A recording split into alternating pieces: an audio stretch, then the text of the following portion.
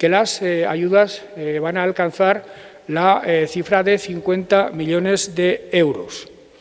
El Gobierno de Aragón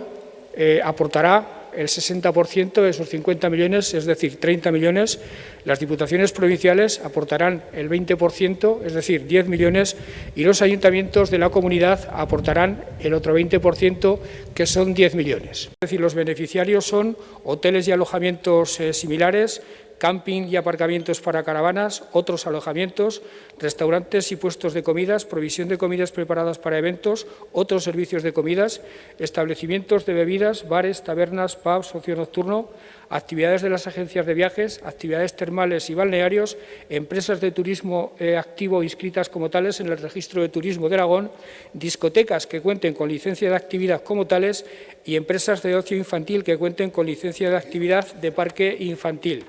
Y ojalá dentro de muy poco tiempo podamos celebrar no el acuerdo, sino que el acuerdo sea materializado a gusto de todos, que se ha gestionado con rapidez y con eficiencia y sobre todo